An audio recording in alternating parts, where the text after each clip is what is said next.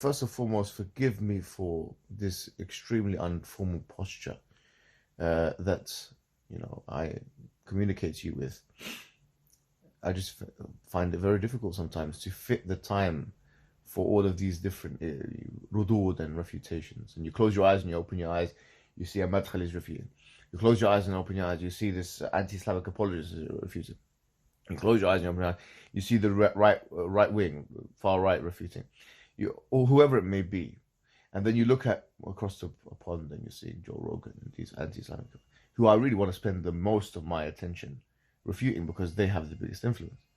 But unfortunately, I'm pulled back by brothers who are just making life unnecessarily difficult because they have extreme veneration towards mashayikh, extreme veneration, servile and submissive attitudes, sycophantic attitudes towards certain mashayikh.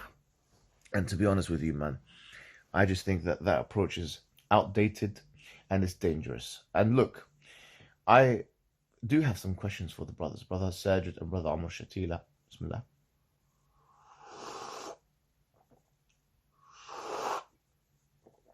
Some questions for you. Honestly, I think there's some things that you left out in your so-called refutation, the 40 minutes, which constitute the crux of what Sheikh Albani said, which we disagree with, which you just completely left out.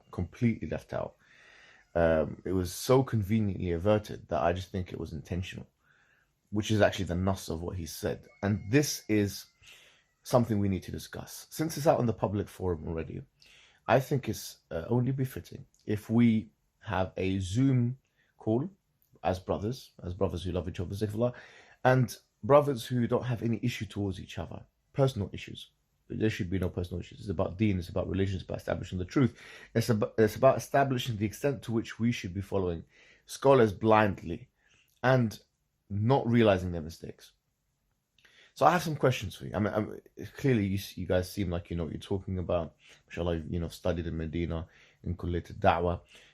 In the case of Sajid and the brother, I think he must have studied somewhere else as well. So they're informed brothers, especially with the madhab and the manhaj of the Salafiyya and so on and so forth. So I would love to be able to be given the opportunity to come on, for you guys to come onto my platform, inshallah, on a nice Zoom call, and we can have a discussion on these matters. And please, do not just, leave this and say, no, I'm not going to have this discussion. I've said what I need to say, because there are some things which you conveniently left out of the 40 minutes, which, namely, what Al-Albani actually said, that we both don't disagree what he said. And if you want to pretend that he did not say what he said, so that you can venerate him in a certain way, I think this is more damaging to the ummah as an attitude of servile, sycophantic submission to a sheikh because of his placement than anything else. So this is not a challenge. I'm not challenging you as if you're an enemy of Islam, but I'm going to extend my arm forward to you as a brother and say to you, look guys, let's have this discussion publicly. We should have the bravery to speak to each other publicly. We're not cowards, inshallah. I don't think you guys are cowards. You've had people on your show, Session, that you don't agree with. We know that you don't agree with them. Dawah man, you had him and you questioned him, nice questioning. You didn't agree with him on some matters, but you questioned him. You have Daniel Haqiqati on your show, which we know you guys have a different attitude, completely different attitude on takfir. And I'm actually surprised that you guys are sharing a podium together or a platform, whatever it may be, because of how different you guys conceive the issue of khuruj, which is maybe something that we can talk about some other time.